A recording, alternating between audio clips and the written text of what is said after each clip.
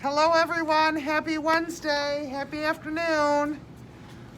We're reading our book, Wish, chapter 13. And so my life in Colby, North Carolina marched on, rumbling down the mountain on the school bus besides Howard, ignoring those hillbilly kids who wouldn't give me the time of day, playing Bible detective at church, waiting for Wishbone to eat hot dogs from the pie tin, gazing up at the stars on the porch with Gus and Bertha, making my wish every day. Jackie called every once in a while to tell me about her happy life back in Rowley. She was going to the prom with that boy Arlo. She and Carol Lee might work at the Waffle House this summer. She got a fake tattoo of a butterfly on her ankle. I told her about Wishbone and how he was going to be mine, and she asked me if I really thought that was a good idea. I told her yes, it was a very good idea, and that was that.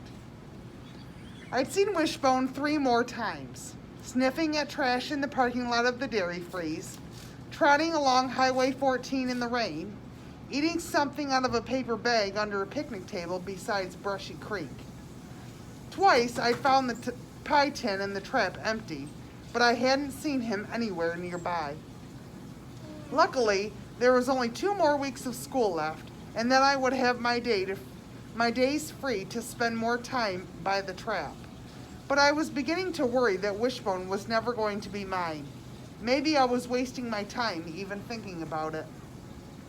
I heard Wishbone barking last night, Howard said one day while we sat on the old couch in his front porch eating popsicles. How do you know it was him? I asked, watching Cotton jumping onto a milk crate in the yard with orange popsicle juice running down his chin and onto his bare stomach. I just know, Howard said.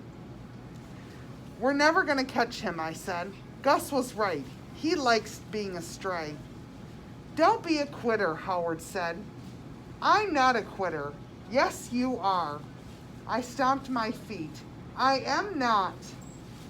Howard licked melted popsicle off the side of his hand and said, pineapple. I flopped back against the sofa and hurled my popsicle stick out into the yard. That pineapple plan of his was starting to really get on my nerves. Oh, good gravy, Charlie, he said. Don't be such a baby. I'm not a baby, I hollered. Howard shrugged. You sure are acting like one, he said. Just then, Mrs. Oatman came out onto the porch, wiping her hands on a dish towel. But my temper had a hold on me, and I could not shake it.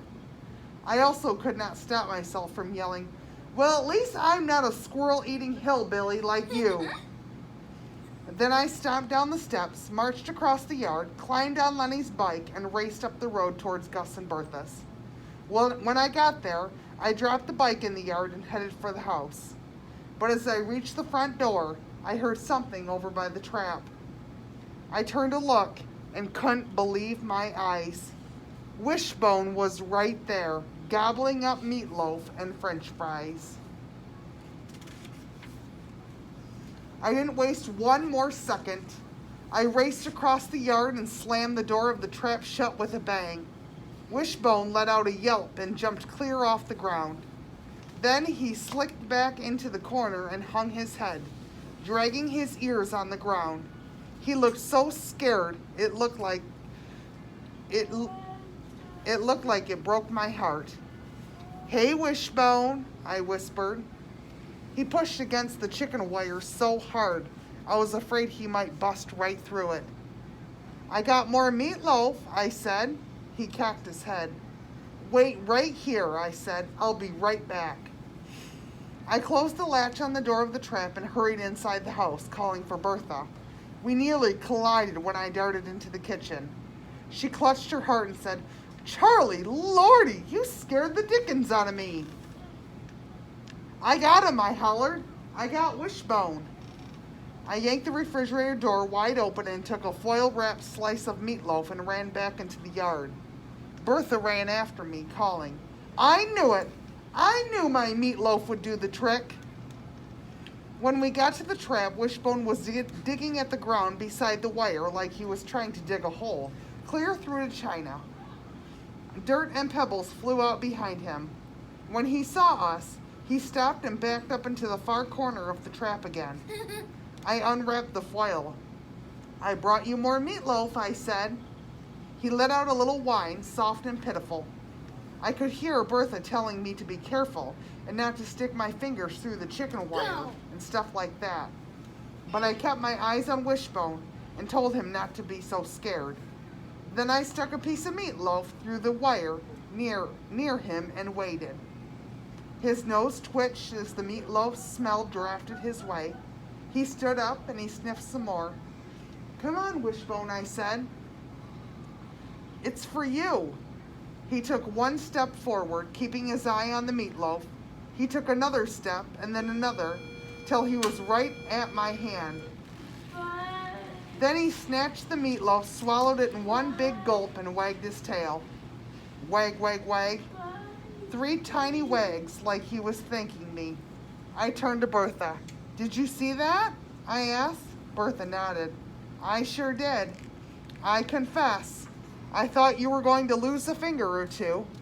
She reached into the pocket of her apron and pulled out 2 saltine crackers. "Give him these," she said. I gave Wishbone the crackers, and after he gobbled them up, he looked at me and wagged his tail again. Then Bertha helped me look for that collar Gus had made from an old leather belt of his. We got rope from the garden shed and tied it to the collar. I ran back inside and got more food, some cereal, a piece of raisin bread, a couple of slices of bologna. Then I raced back out into the trap with Bertha not far behind, calling, "Wait for me." That's all for now. Have a great day.